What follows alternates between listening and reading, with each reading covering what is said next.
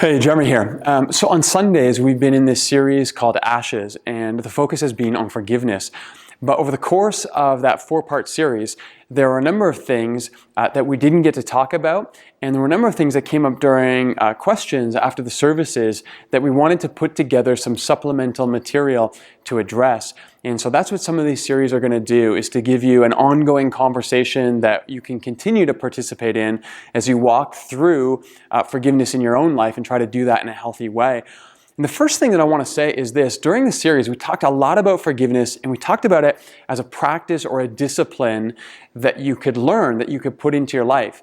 And I know that's language that not everyone is always familiar with when it comes to forgiveness. We often think of it as something that just happens to us, or something even that we pray about, and sort of supernaturally God helps us to forgive in a moment. And that happens, of course, but there is another level to that. Now, in the series, we talked about how forgiveness isn't a moment, it's a process. But I also want to say this: it's a discipline that you can learn and you can get better at. And so a couple things here. If you have found yourself throughout the course of these conversations realizing that there's bitterness, there's unforgiveness, and you're struggling to let go, I want to encourage you, the more you work at this, the easier it will get. It will become more natural to you. And here's why that's really important. Because what you practice, what you discipline, what you get good at in downtime or when you're not stressed out, that becomes what you default to when stress hits you. So there's all kinds of ways that offense hits us and we either hang on to it, we let go of it. Small little things that happen in our lives. And the better we get at brushing that off, setting it aside, processing it, and leaving it behind, when small things offend us or small things hurt us, that will be the default that we'll go back to when there is a really hard offense, a really deep pain that we have to work through in a healthy way. And so I want to suggest that all the times you practice forgiving when a coworker offends you, or when someone on the bus, cuts you off, something like that, that's actually going to help you when you face into something more difficult down the road. So start with that. The second thing is this: if you need some practices, here's what we can do.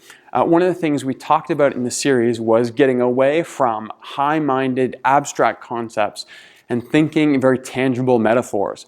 And the biggest metaphor we used was this: to set your pain down and to walk away from it, to leave it behind or to send it away. Well, one of the things you can do when you need to forgive somebody is actually physically to walk through a process that reminds you of that, or in some ways memorializes that. So here's one thing you can do is take a piece of paper and write down who has hurt you, exactly why that hurt so deeply, and why you're choosing to leave it behind, and actually leave that writing behind somewhere. And don't leave it out in public where somebody's going to find it and they're going to pick it up, and that's going to cause a whole another set of hurt and offense and a cycle of that. But what you could do is maybe physically take it outside in your backyard and bury it somewhere in the ground. Maybe you could take that piece of paper and actually light it on fire and let it burn up and leave those ashes behind.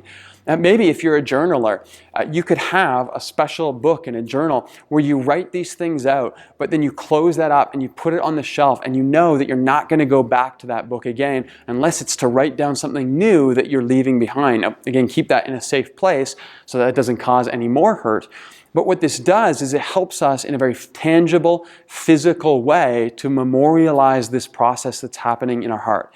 That we're taking that pain, we're setting it down, and we're saying that it's not going to define us going forward.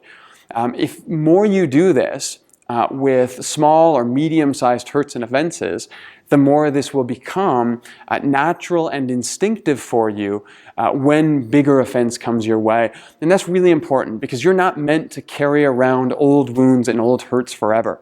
Now again, there's a time to do that. You need to process them, you need to name them, and sometimes you need to carry them for a season. But there comes a time where the most healthy thing that you can do is to set that down. Maybe that'll help you. Again, think of forgiveness as a discipline. Think of it as a practice. And the better you get at it, the easier it will become. And so if you're struggling with it right now, here's my encouragement. It does get easier the more you practice this.